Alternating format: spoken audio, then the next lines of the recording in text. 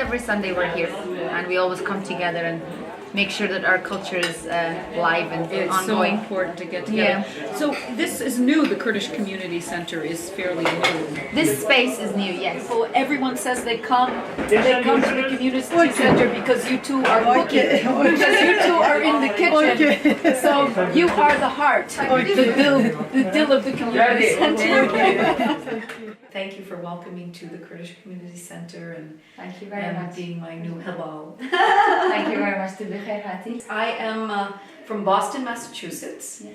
and I am a storyteller in a modern age. So this is what I do. I travel around different places. I tell stories to children. I think anyone who doesn't tell stories to children is missing out on a beautiful thing. Tell a lot of stories for adults, and I travel around like a little troubadour.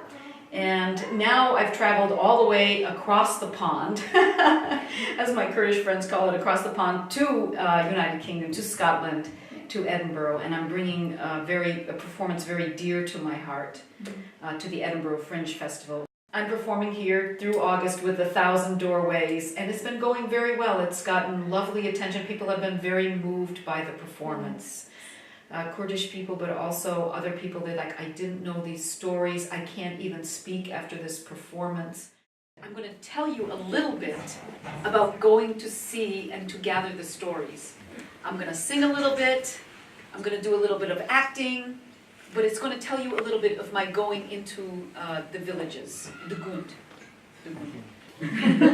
Diane, sit. I tell you story. You gonna hold that video camera? Yep, go Bahar. I'm going to hold it. It's a little long. That's okay, go Bahar. I'm going to hold it.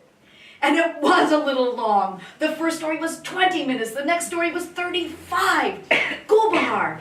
What's the name of the first story? First story, a brother and sister.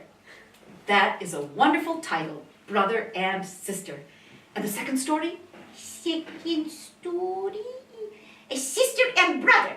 Oh, that's a good title too. And the Kurdish community took me in. Yeah. You know, they were very, we worked together. Yeah. They knew me because I was with them. And then I said, well, I'm a storyteller. Let me tell your stories. Yes. You could not find a Kurdish story in English. Yes. It's quite How's that possible? Yeah. You know, and so I said, well, I'm going to try to gather them. Yes. And I said, I don't know how I'm going to do that, but I raised money Yeah. and got over to Kurdistan, to Bakur, to the Kurdish region of Turkey, because that's where the language was under all the pressure, Yeah. forbidden to write and speak their language. And the storytellers, last generation of storytellers. Yes, that's right, yes.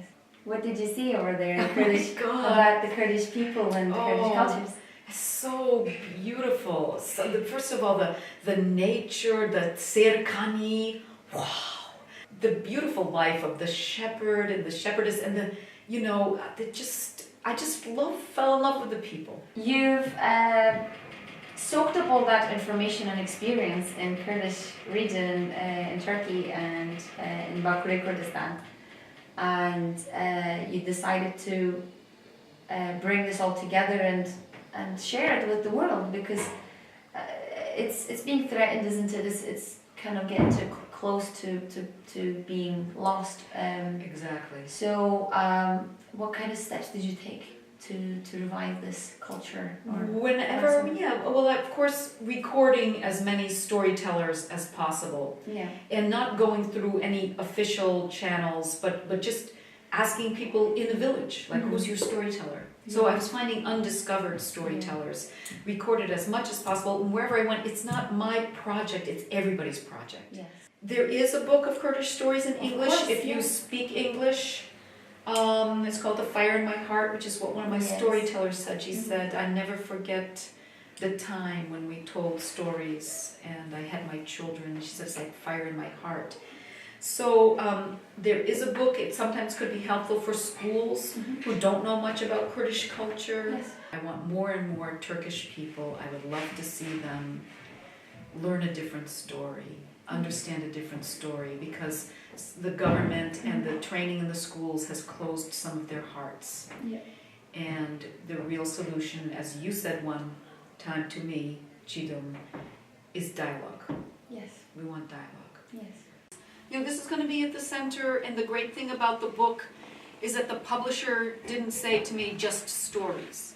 So I put in recipes, I put in games, Penjberani. This book is dedicated to the brave and soulful people of Kurdistan.